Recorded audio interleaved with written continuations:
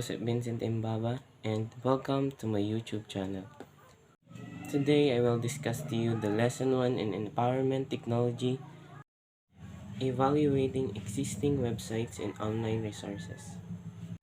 The elements and principles of design are the building blocks of successful, beautiful design. The elements of design are the things or tools that make up a design, while the principles of design are what we do to those elements. The elements of design, these are the materials of tools to make different designs or arts. First, we have line. Lines are defined by moving points in space. It can create a sense of movement or direction in your design. Line is can be smooth, rough, straight, curved, broken, thick, or thin. You can see in the slides, there are different kinds of line. Very important in your web design because it defines by the points moving in space, and it can create a sense of movement or direction in your design. But so by using line can contribute a lot in your web design. Then next, we have shape. A shape is an enclosed space, the boundaries of which are defined by other elements of art like lines, colors, values, or textures. Shape can be used to create patterns and draw the viewer's attention. Shape also is very important in your web design because it can be used to create patterns and draw the line viewer's attention. You can see in the slides there are different kinds of shape. So of course it can attract the eye of the viewer. Shape also add attractiveness to your web design. So use more space to attract more viewers. So we have direction. Applying motion to create the visual illusion of movement.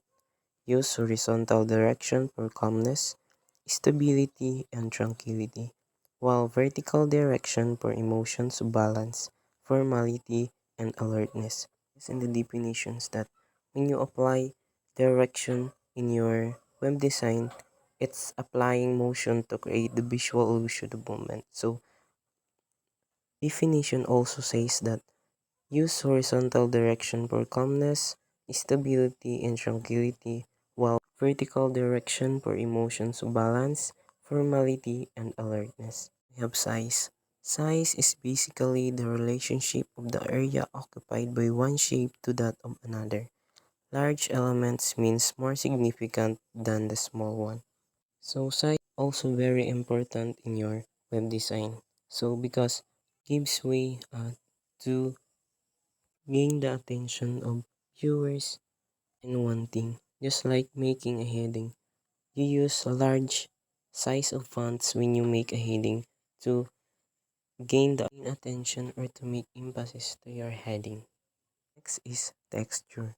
Texture refers to surface appearance of an object given by the dimensions, form, thickness, arrangement, and amount of its basic parts.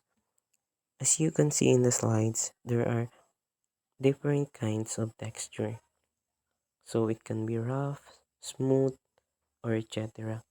Elements of web design is color. So color is light redirected off objects. It is used to create curiosity and emotions to the viewers. It has three main characteristics. Hue, these are red, green, blue, etc. Value, lightness or darkness, and intensity, saturation or amount of pigment, and temperature, warm and cool. Color is much more important in making your web design because it gives a life in your web design. So keep in mind you use a right combination of colors that not contradicting to each other. The principles of design. These are the rules that help you organize and place the materials to make arts or design. Balance in a design is the state of equal relationship. It means equal distribution of visual weight in a design. It can be achieved by adjusting the visual weight of each element in terms of size, color, textures, shape, or contrast. Balance in graphic design provides stability and structure to a design. There are two types of balance. We have symmetrical and asymmetrical balance. Symmetrical balance occurs when identical weights are on equal sides of a composition, while asymmetrical balance it occurs when a design have an equal graphic weight on either side, but those unequal graphics need to balance each other, un- or unevenly balance rather. Next, we have proximity. Proximity maintains a relationship between items that go together. It helps create organization by grouping the same elements together or in close proximity. The elements should be connected visually. Look at the picture below. This is an example of proximity. As you can see, the social media login button are grouped together. Next, we have an alignment. Alignment refers to lining up the elements of a design along the top, bottom, center, or sides of the elements. It allows us to create order and organization in our design. The whole point of the alignment is that nothing in your design should look as if it were placed there randomly. As you can see in the picture, alignment refers to how the object and a web design are aligned from each other. And for me as a viewer, it's so very catchy. And next, we have rhythm. Rhythm is a combination of elements repeated but with variation. For me, rhythm and web design is an important one because it leaves markable point of view to the viewer. Next, we have contrast.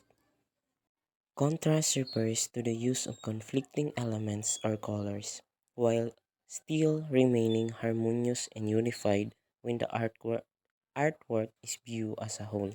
It allows you to give emphasis to key elements in your design. So for me, by using contrast, it is important that you would able to know the right blending of colors and take note that it helps you to emphasize an object or text in your web design. And lastly, we have space. To the area that an object occupies, both positive and negative space should be considered in a graphic design.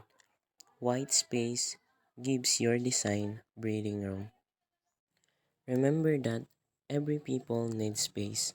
So of course, web designing needs space also because according to the definition, space can gives your design a breathing room.